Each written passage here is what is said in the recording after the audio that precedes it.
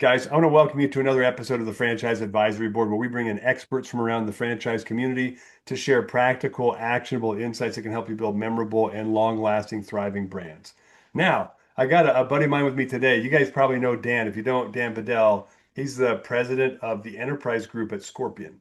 Now, if you don't know Scorpion, I don't know where the heck you've been. Scorpion's one of the biggest digital marketing strategy groups in the industry. They do SMB and enterprise, which is franchise, but some of the things that you should know about Scorpion is they're hyper tech forward. Like they really have developed a lot of their own tech. They do a lot of their own things, but it's because they really are dialed into what's working in digital and how that landscape is rapidly changing, including things like AEO, GEO, which is something we're going to talk about today. So, real quick, if you don't know this about Dan, he's been a founder three times. He's had 10x growth. He's been a COO, a CMO in emerging businesses and other and large businesses. So he's just got a great background, and which is why he's such a good advisor to franchise brands that are trying to figure out marketing strategy, marketing tech.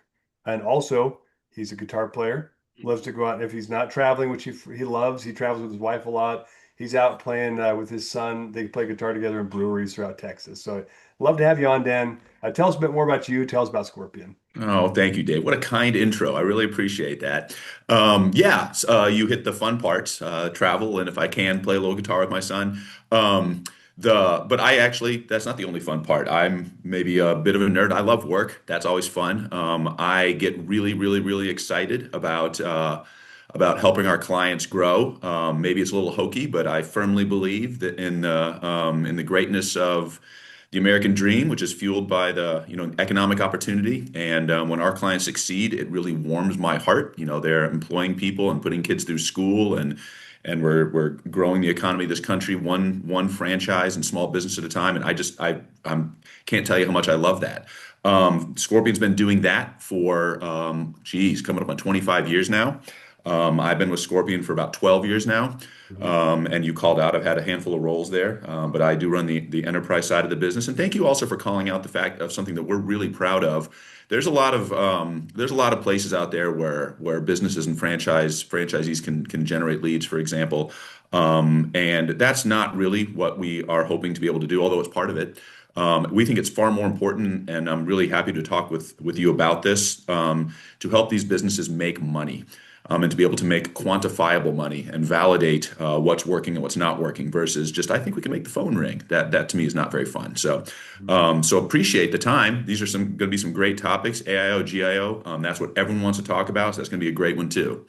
Yeah, well, let's dive right in, man. And so Yeah, it's grateful. I know you're crazy busy, so thanks for making time to get of on here. course. And you've been presenting about this recently. So, guys, this is some pretty fresh content that Dan's been putting together and trying to educate the community about. But let's just start with like ground level. Like, what is how is the AI shift impacting franchise marketing? And it's a lot. So, but feel free to dive in and share some of the insights and data that you got around that, and also what you're seeing in the space. Yeah, of course. I mean, I agree. It's the biggest shift that, in my opinion, I've seen people talk about this, the big three shifts in the digital landscape over the last 25 years. Like, for example, the introduction of Google, Yeah. big shift. The advent of mobile and mobile first world, secondary, not quite as big as the advent of Google. This to me is the next up on the list after the AIO, GIO, the general AI realm since the introduction of Google itself. It is literally changing everything. And I'm not here to tell you that people are going to stop using Google. I don't believe in that. But I do believe that it's modified the way that people behave online. And whether it's the fact that people start a process of discovery off of Google now, because of the so long tail nature and interactive nature of these LLMs. And we are starting to see some conversion there, but also the fact that we can get into that there's just so much cannibalization of organic search that has happened because of AI. So many of the people that we work with are seeing a lot less, organic traffic on the internet, and AI, of course, is playing a huge part in that. So we're seeing. I've seen data that suggests as much as 40% declines in organic traffic to websites, and we can attribute that to a combination of the zero-click search. You do a search even on Google, and you can get an AI result. And if that has the answer you're looking for, well, you're not going to need to go to a website anymore, are you? Mhm. And Google will tell you that the high intent purchase-based searches are still as strong as ever. And I would generally agree with that. That's the dip in traditional organic is not really cannibalized purchasing, but it has cannibalized a lot of the organic components of it. And we should probably at some point talk a little bit about the fact that the search engine results page has modified itself over the years. A little bit less organic real estate, a little Uh-huh. bit more monetized real estate from Google. Google's very good at a handful of things, and one of them is being able to continuously increase revenue. So there's a little bit less space for the organic now, and a little bit more room for things like LSA and other advertising units. Actually, let's not skip over that. I think let's dive into it for a second, and I'll share something because it's probably better if I do than if you do. I've got one of our partners that we've worked with has kind of managed our digital marketing for a while. He's really dialed in. He's writing a book about this, but the algorithm shifts in Google, uh, say what they may, the primary motive behind a lot of those appears to be disrupting organic so that paid becomes more, the people become more dependent on paid. You don't have to say anything about that. I don't know. You guys are great Google partners, and I'm not trying to be critical. They have a business to run. However, this is architected disruption to the SEO and organic field because AEO, GEOs cannibalize the first time ever, well, first time in over a decade, Google's had a legitimate competitor, maybe 15 Yep. years, 20 years, Yep. maybe ever. And so Yep. this AEO, GEO stuff is really cramping their style. So a lot of these algorithm changes, which are disruptive, are also making people really dependent upon paid, which is part of the end goal, in my opinion and my buddy's opinion. I strongly agree with you, Dave. I don't think it's a radical opinion. Again, like all of us, Google is in business to make money, and they're still one of their primary, if not the primary channel for that, remains the advertising revenue they're generating. And historically, the way that they've been able to behave is, as people use Google for all manner of searching, not just for purchase searches, of course. The informational stuff has historically been free, and the I want to buy something is where they've monetized. And in our business, we've always encouraged our clients to lean into the organic side of Google because it has staying power. And yes, you're not paying incrementally for clicks, but you usually are paying, of course, to generate that organic presence, ranking for the kind of keywords in the businesses that we support. A lot of home services, health and wellness, pet daycare, kids. As people are searching for those things, we certainly want them to be organically present when that's happening.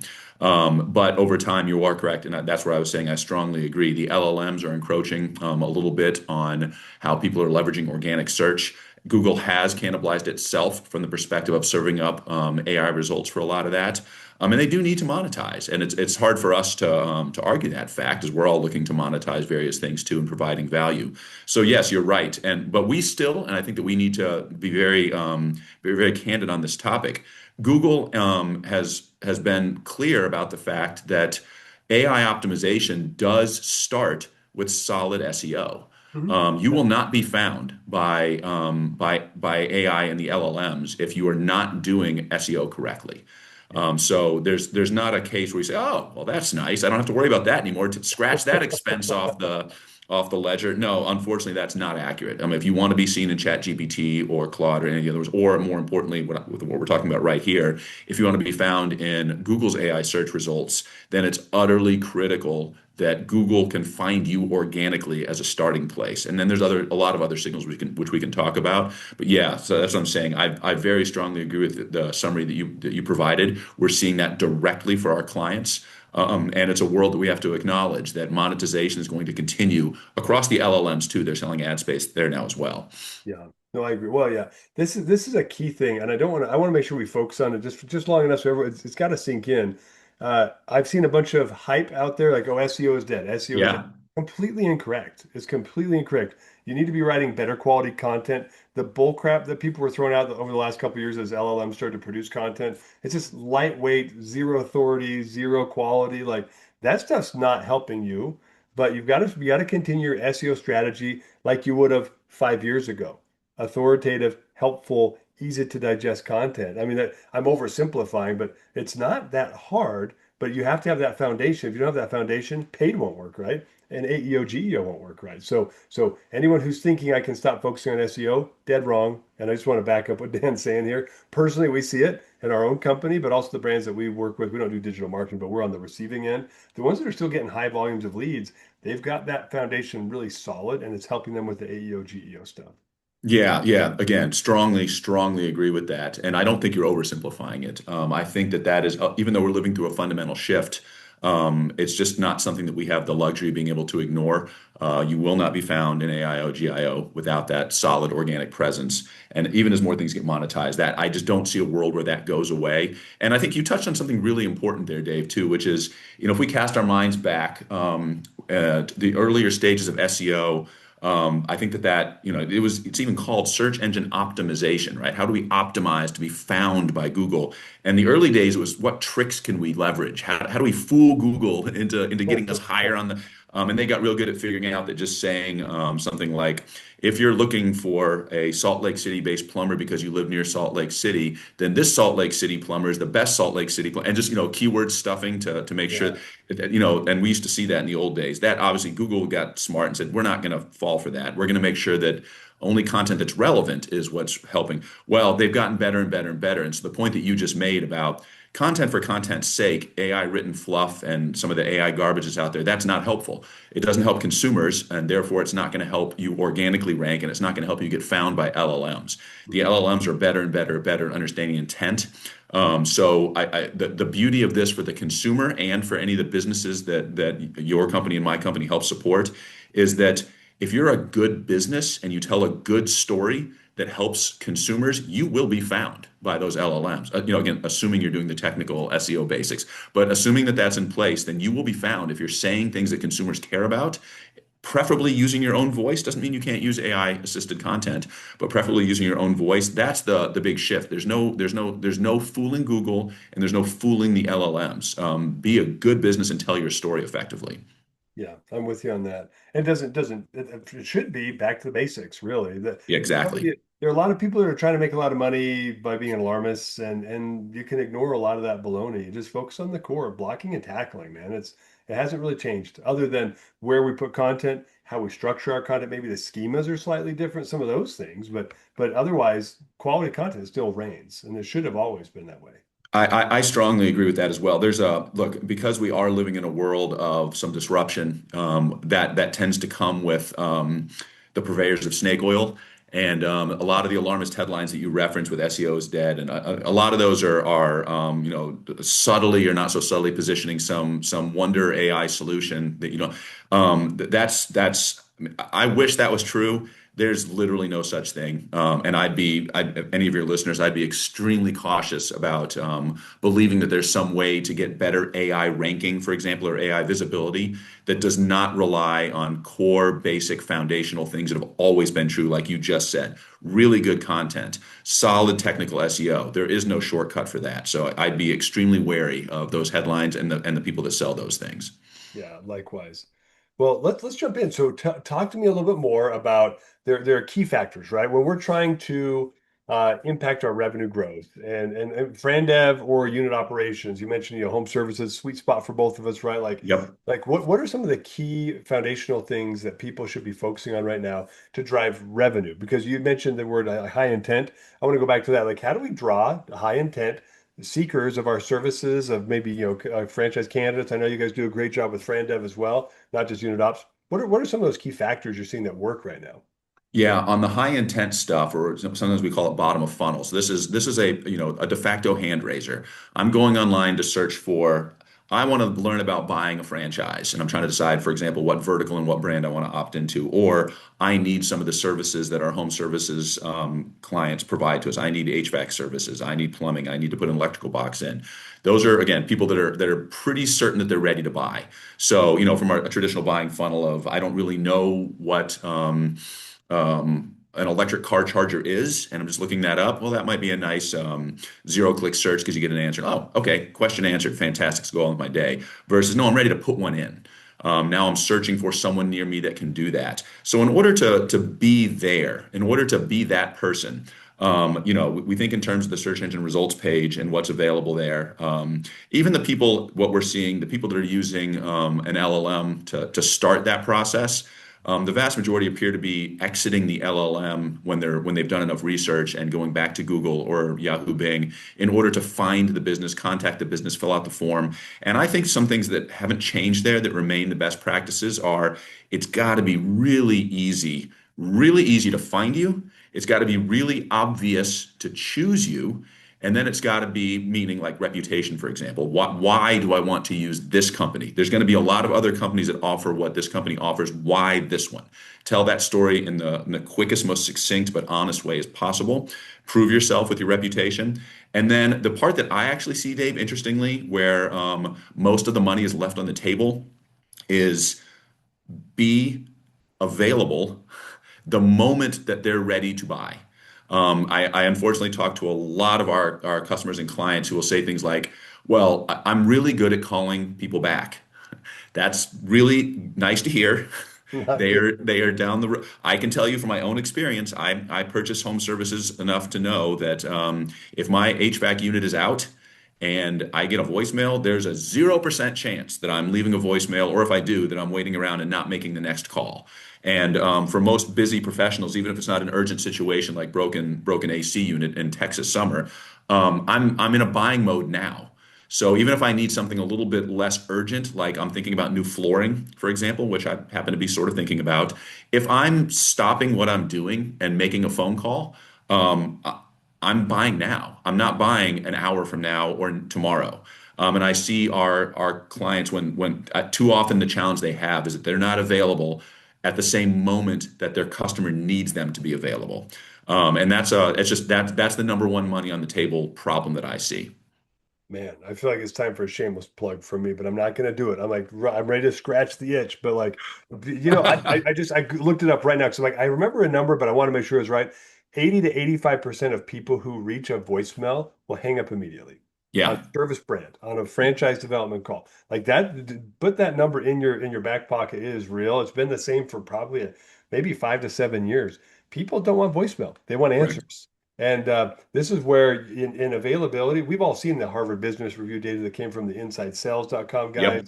I actually shared an office with them when there were 6 people in that company, and they exited for $1 billion after the Wow. guy. So, but their founder went to his PhD work. He just used their own anonymized data, and that's where all these great points come from. Like you have to be in touch with them within 5 minutes or less. And if you wait 10 minutes and you drop, you're 90% less likely to ever have a convo with That's them. right. All that data is still valid. And I just have to say, like in this industry, we still have this weird playbook in our heads of 4 hours, like get in touch in 4 hours, total bullcrap. Like it's garbage. So I'm like a personal mission for me is to eradicate that silliness from this franchise industry. Yes. But we did our own research on this, dude, because we're like, of course, franchise brands, we would actually call, like we have an internal team, they'll go out and audit just responses, fill out, real, like the web form with real data so people can reach out. And the response rate, 15% of all the forms we filled out ever texted us. Ooh, 15%. And the average time that the text came was 20 hours. These are all that's service brands. painful. Yeah, it's terrible. Callback time, 23-hour average time. In fact, after we timed out at 24 hours. We were like, well, we're not going to continue the clock. Guess what that means? Some people never called us back. And this is insanity. And this is today. And these are groups, these are franchise brands. I will say no names, not clients of ours, clearly, but like brands that were like, hey, we've got all these AI tools and call centers, and we've Yeah. got all these like automations. We're doing great. So I'm like, let me find out. And 90% of them, it's terrible. And their franchise owners don't answer the call in that moment where they should be converting revenue from their marketing spend. That's again, we're very much on the same page today, Dave. Yes, our internal data shows that across all of home services and I've done this across all of the franchise brands that we support, 25% on average of all inbound phone calls are never answered. And the number when we switch to forms or other contact forms goes way up, way higher than 25%, never get responded to if they don't come in through the phone. So, and that's another really important component is customers want to be met where they are. And we've all heard anecdotally that the younger and younger folks would prefer not to be on the phone. They want to either text or chat or message or form. And if you try to meet them not where they are, like, hey, I got a form, I'm going to call them back tomorrow, that's not going to really resonate with a consumer. So it's also about being visible and available in all of those channels when the customer is in those channels. And that's a legitimate challenge, honestly, for a lot of brands who are, if you don't have dedicated call center, if you don't have a lot of people, the bigger ones, it's easier for the bigger ones. But the reality is with all the AI tools that we've got, and speaking of shameless plugs, of course we have a tool that but there's a lot of them out there that can be responsive to whether it's phone, if you even on rollover, like, hey, I'm on the phone, I only wanted to pick up when I'm on the phone, that's fine. Or to answer inbound message requests, you should have that on if you don't have that on. Those are the kind of things that really stop that leaky bucket. Yeah, because well, there are three factors there, and you and I are preaching the same doctrine. But if you don't mind, I'm going to carry the torch a little bit here. So thanks for the handoff. Got the baton. The what really happens to the consumer? Let's just think through our personal behavior. When let's say I'm looking at a car right now. We just discovered a bunch of mold in our master bathroom, so we're in the midst of Ugh, like not an emergency, but like an unexpected remodel. I'll yeah, just call it that. Plumber's in here this morning, so we have been having a heck of a time when I'm calling a guy for HVAC because I need to move a duct. I want to talk to the guy now. And if you're not going to talk to me now, your likelihood of closing me is now like 20% if you're not the first person to have a meaningful engagement with me. But a consumer, I'm going to get three to four. I'm going to call that's three right. to four people. I'm reviewing three different quotes for the tile for the shower or the surrounds, like all this stuff. And I will tell you this, the response time is still one of the most important things. You can't be a buffoon when you do, but it's 70 to 80% predictor of who's going to win is who's there That's for you. right. And I want to go back to what you said about channels. When somebody fills out your form, how many of you are asking for their birth date? Zero. So you don't have a freaking clue who's filling out your form and their digital persona, unless of course they accepted your terms and you do some data enrichment with the pixel or something. But different discussion for another day. Right. Um, but people that are over the age of 50 want you to call them now. In fact, I just saw a Franchise Insight sent an email this morning. I actually kind of love their stuff, but consumers, their number one preferred method of contact right now, 58, I think it's 58% phone call. They're probably surveying older people. I think there's a skew in the data. If you're under the age of 35, you want to text, like you were saying.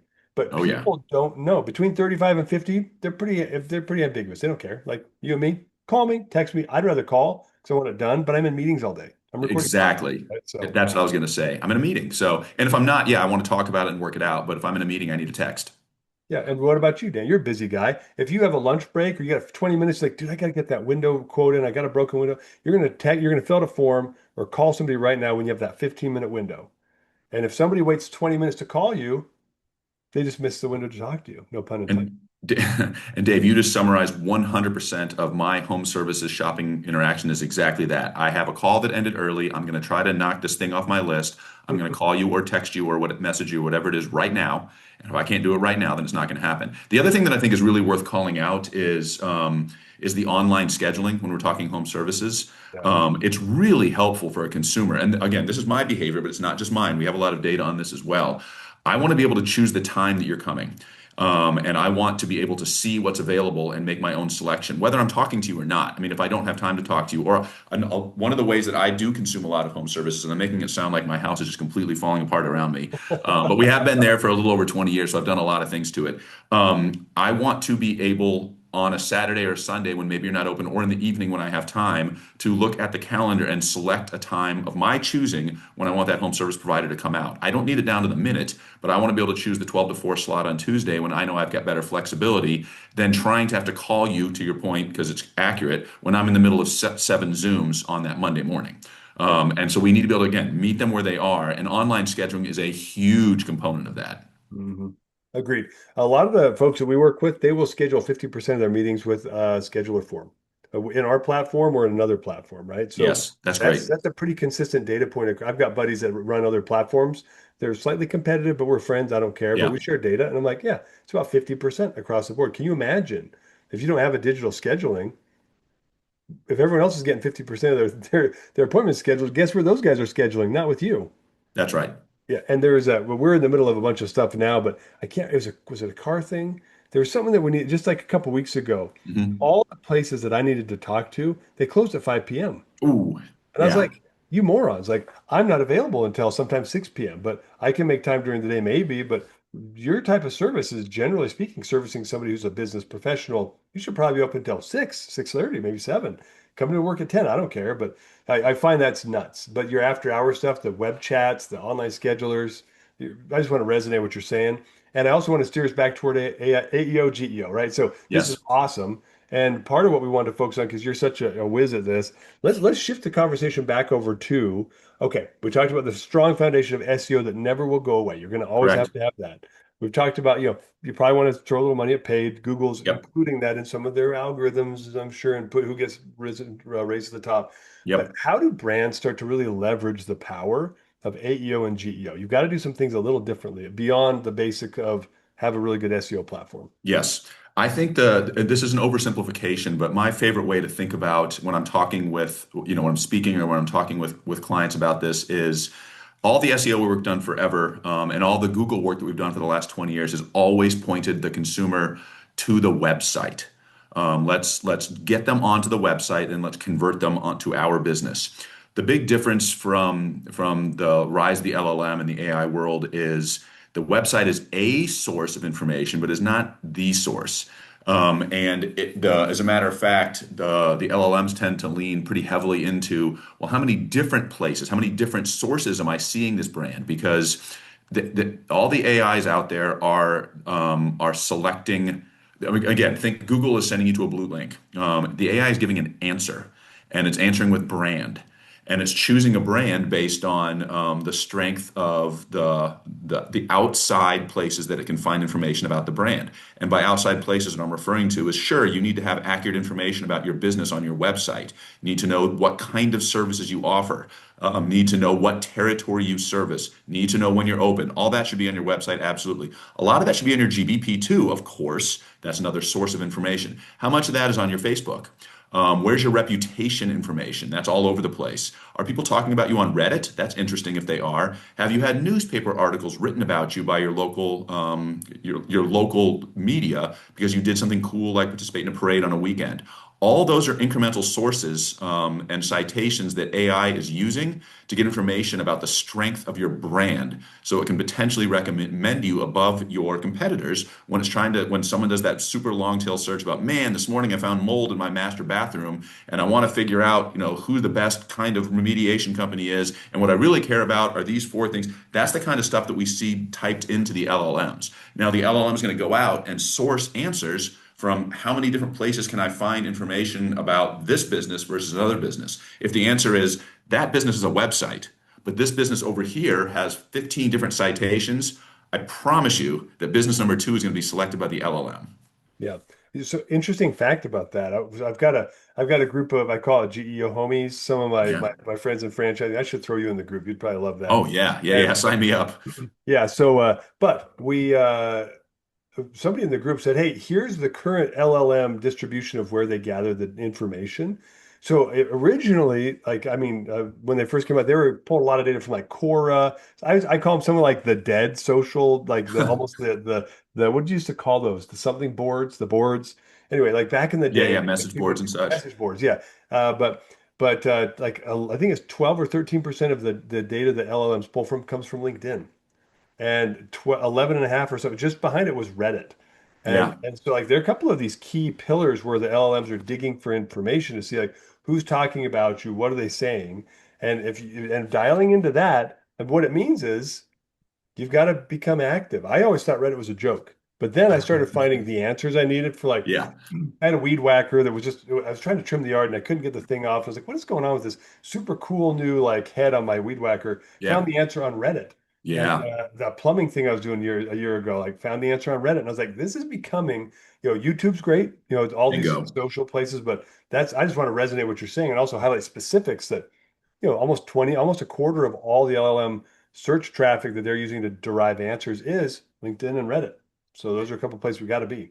You do have to be there. That's a perfect summary at the end. Yeah, and the different LLMs lean a little bit more heavily into different sources of platform.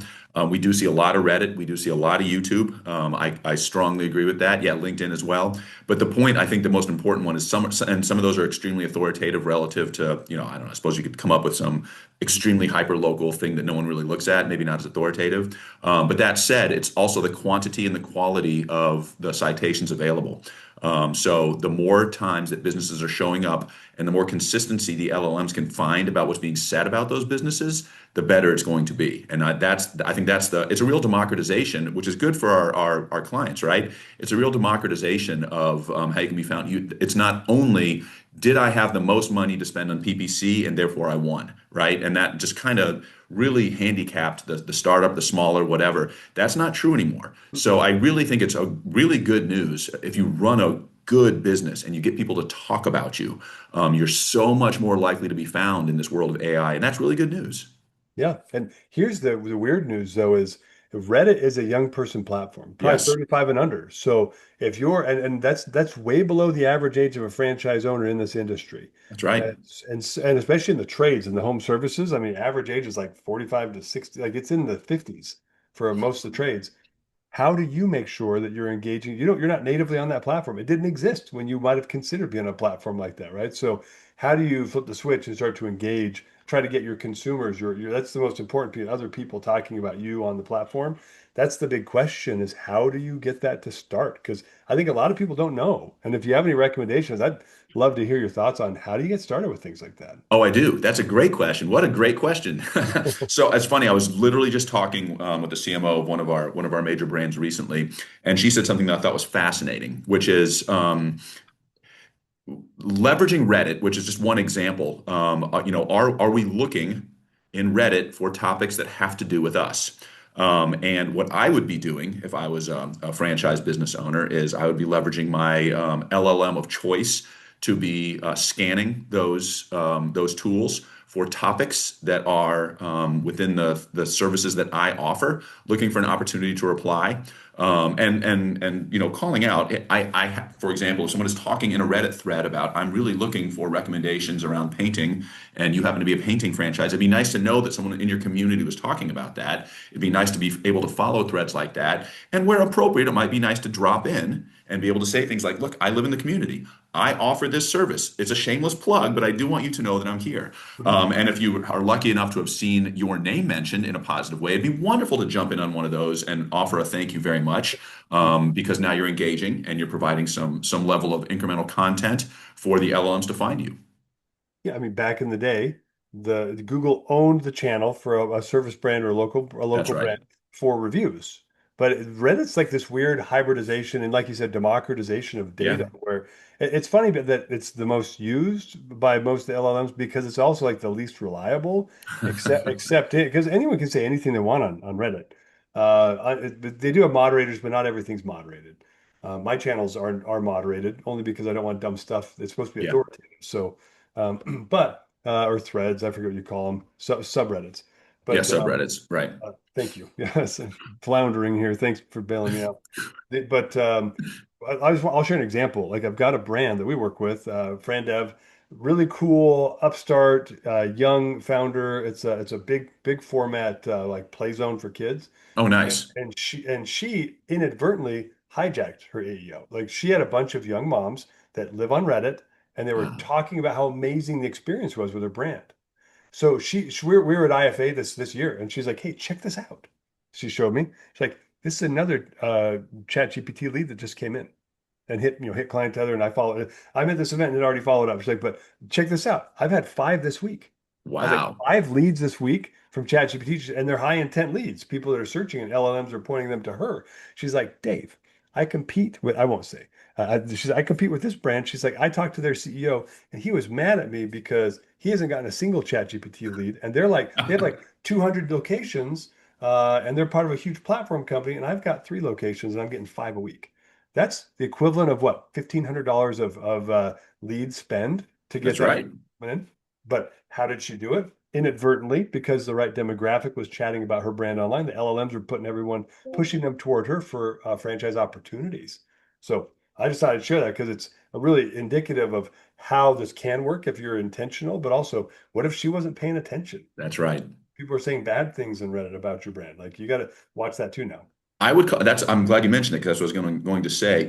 A lot of the brands we work with get pretty freaked out when they see a bad review, for example. And we always tell them first it's going to happen, but second, it's really an opportunity. I mean, you think about consumer behavior. Everyone uses reviews. We know that. You do need to have good reviews in total. No one's interested in looking at the 2.6 star business when there's a 4.8 star right next to it. Mhm. But when people go to read the reviews, in general, what they're looking for, what are the people saying that are negative? I want to know what the negative aspects of potentially choosing this business are. So they're going to scroll through and find the negatives. And I think the big opportunity there is, has the business owner responded to those negatives, and what are they saying about it? Because what I want to know when I'm choosing a home services company, if someone said something negative about them, what was the negative component of what they said? Was it that they showed up late, charged me too much, and didn't do a good job? That's very disconcerting. Or if it's something that maybe I don't care about.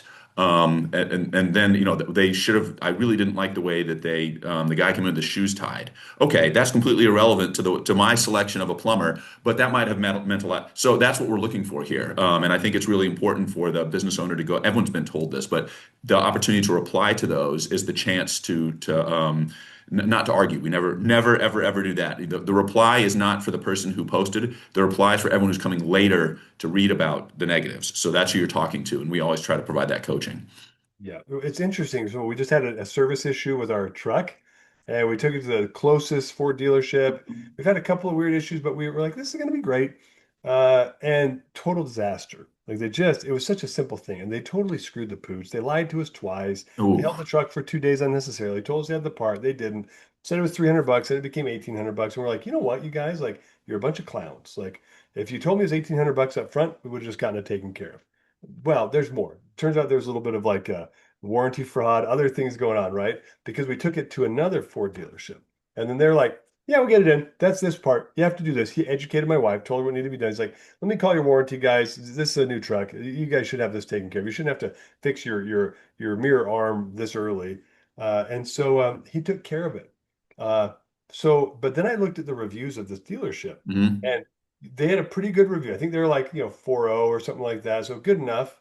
But when I looked through it, all the good reviews were from the sales team. And then I looked at all the service, like not from their sales team, but like about the sales About guy the was sales so good. He helped us process. buy a car. And everyone's so happy when they buy a car. Sure. Almost every review about the service department was like two or three. Ooh, Several, like they were terrible. And I was like, well, this would have been good for us to look at. But to your point, they responded to a lot of them, and a lot of them were a little defensive. And I was like, dude, you guys, you're not doing this great. You're lucky you sell so many cars. yeah, Otherwise, your reputation would be yeah. terrible, you know? But to the point of there's also an opportunity there. There's an opportunity there, good That's or right. bad. I mean, talk to Mark and Brandon if you want to get into like negative review removal. They're wizards at that. Oh But yeah, yeah, yeah. We always recommend Mark and Bryn. Yeah, they're the Consumer best. Fusion if you don't know what to do.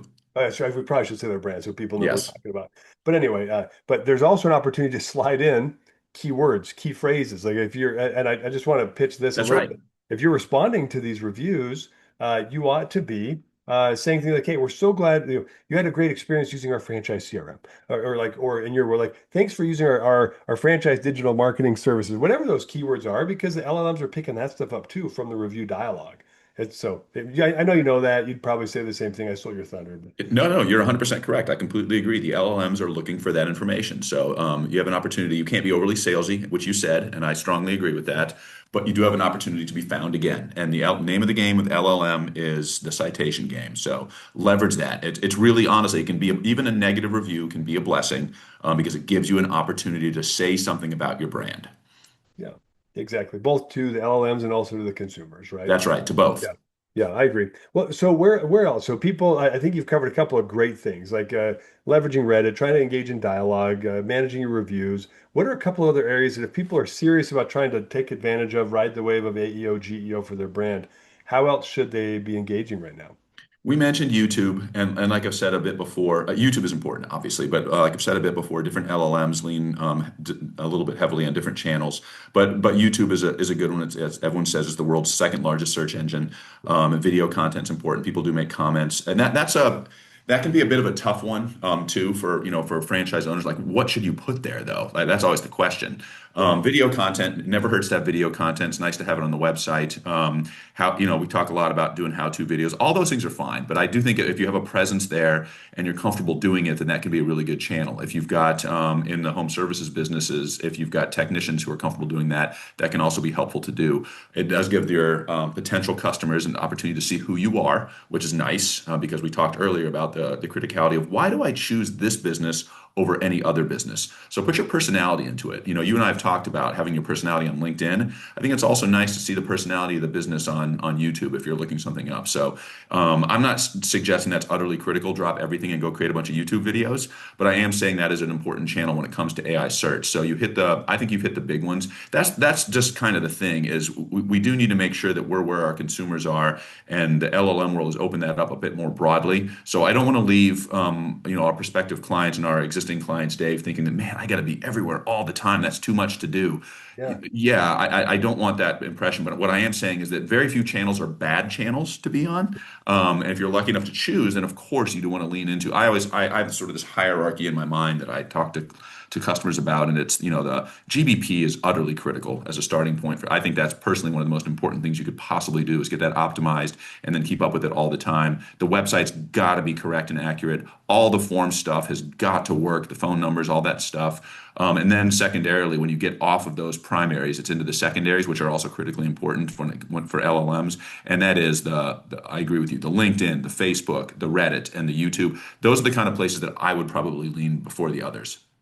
Yeah, I'm with you on that. And I think that, as time moves on, it'll shift a little bit. The LLMs will start Sure. to see that maybe content shifting or people are hijacking, and then they'll find other ways to get the data. But that's why to me it's all about like incremental value. Like you can't Yes, stop if you just stopped everything, you made YouTube videos for 4 hours today and posted 27 YouTube videos in your channel. They were all great content. It's not going to move the needle that much because it's like it's one blip. that's But right.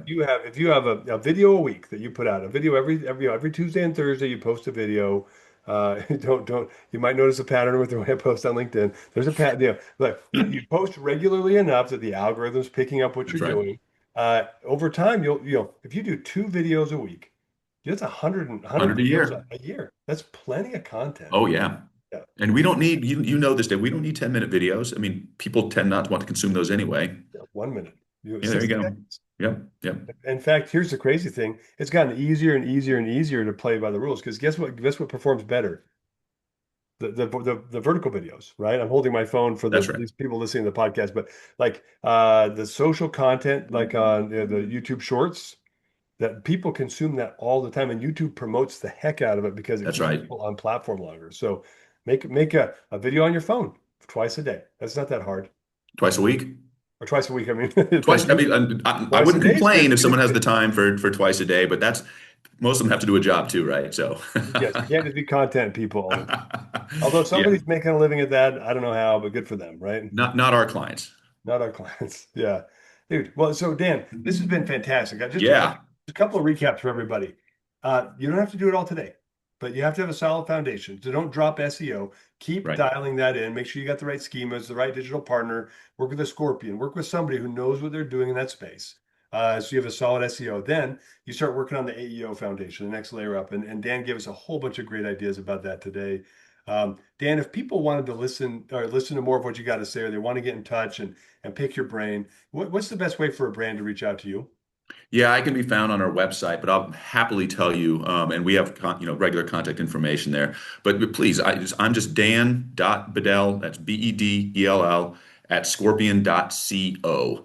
But if you don't want to try to remember all that, then feel free. We have hopefully good contact forms on our website, which is also scorpion.co. Yeah, they're not bad. We've audited you guys too, just so you know. So Oh, good. I'm Okay. just kidding. No, I can, but we haven't. Anyway, yeah, thanks for being on the show. Sure appreciate you, man. I appreciate you sharing all the details. It was great. Excellent content. Love the topics today. Thank you so much for doing this, Dave. Yeah, you're very welcome.